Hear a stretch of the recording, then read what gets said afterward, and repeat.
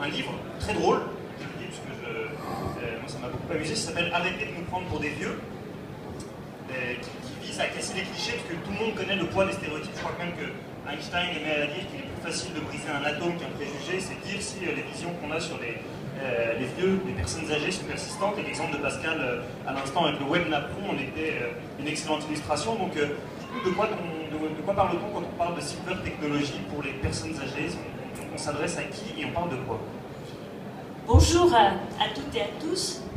Alors, d'abord, moi, mes performances en chimie, briser l'atome, c'était pas mon objectif. Il faut quand même replacer les choses dans leur perspective. Et ce livre, je l'ai fait, en effet, après 2 missions ministérielles très sérieuses.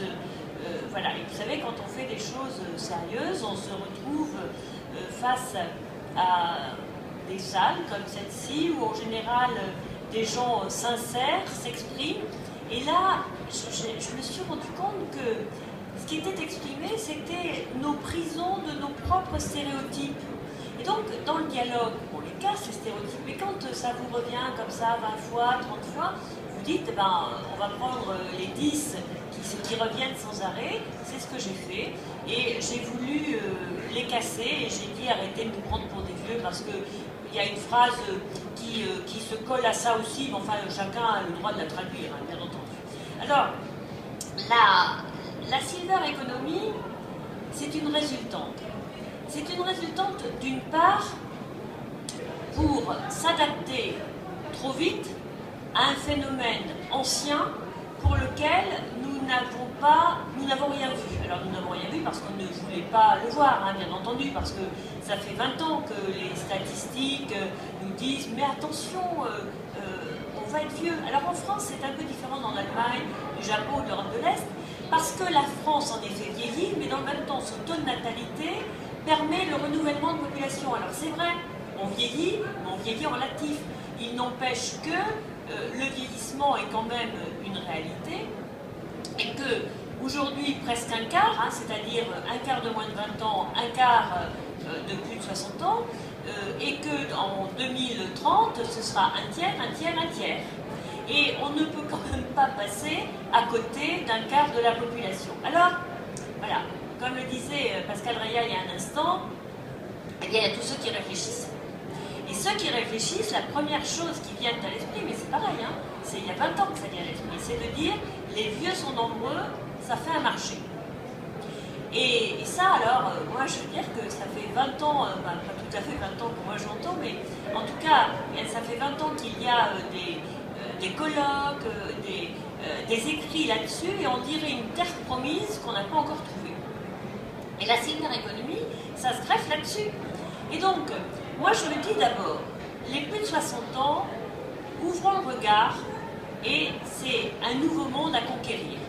À conquérir par qui? À conquérir par les plus de 60 ans eux-mêmes, mais également à ce que les autres les observent et les prennent pour ce qu'ils sont. C'est-à-dire qu'il y a, prenez moi mon film préféré, mon panthéon du cinéma, les tontons flingueurs. Eh bien, à l'époque des tontons flingueurs, le vieux, c'était le lien affectif avec les parents, les grands-parents, et qui est devenu aujourd'hui le péjoratif extrême. Et donc, du coup, comme on est quand même plutôt bien élevé, alors on dit plus les vieux, c'est fini. Mais on dit quoi? Les seniors, bon, ça quand même un peu limité. Les personnes âgées, alors on dirait que la vie est un combat, et dans ces cas-là, il ne faut pas se prendre la tête. On dit c'est les vétérans, vous comprenez, les rescapés, ça se respecte. Et donc, moi je trouve que cette génération, ce qui la caractérise aujourd'hui, c'est que c'est une génération sans nom. Et donc, comme elle est sans nom, on ne la classe pas, et comme on ne la classe pas, eh bien, on arrive avec des choses un peu toutes faites. Alors, la silver economy en est une, mais également, regardez, on attendait beaucoup de la réforme des retraites. La réforme des retraites, on nous disait, il y a 3 objectifs prioritaires. L'un d'entre eux, c'est les femmes. Bon, on en reparlera peut-être, c'est important. Eh bien, l'objectif, il est reporté à 2020. La priorité, c'est relatif, c'est comme l'âge. Et puis ensuite, nous avons en effet, alors tout ça s'inscrit dans la silver economy et le logement. Le logement, il ne faut pas se tromper de cible.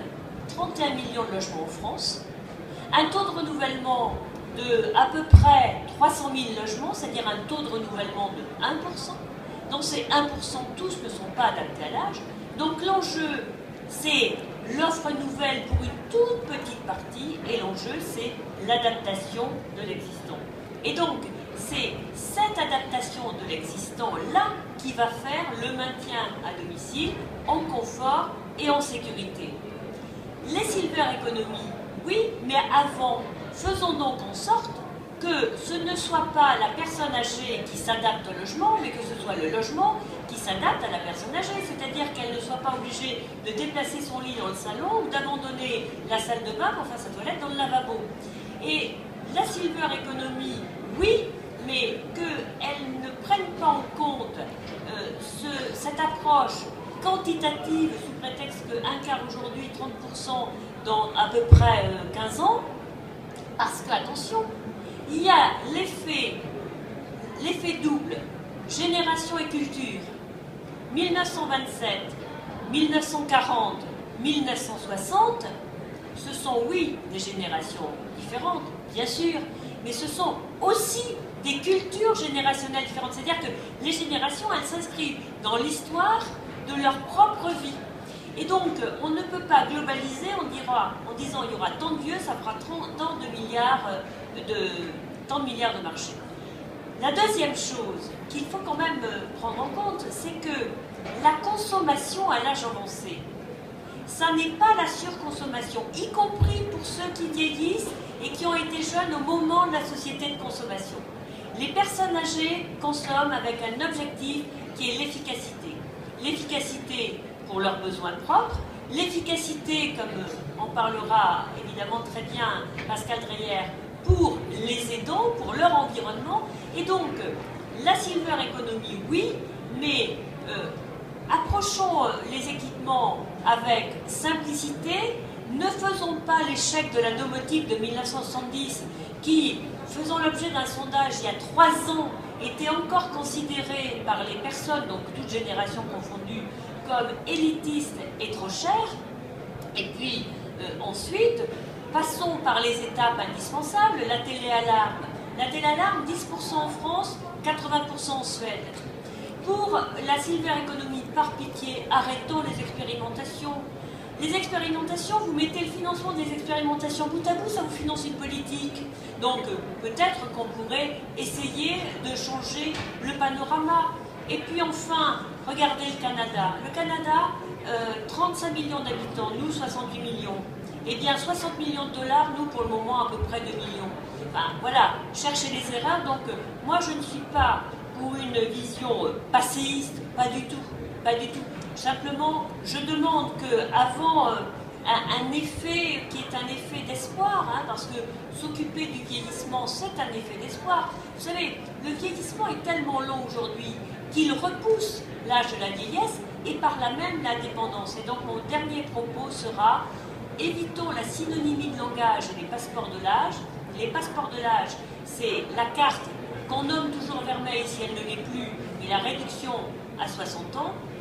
Et puis, la synonymie, c'est vieillissement, vieillesse, dépendance, et hop, on va au raccourci, on ne prend que le dernier, et là on revient, on fait un bond en arrière, on revient à 1950, quand la retraite était à 65 ans, et l'espérance de vie à peu près du même âge.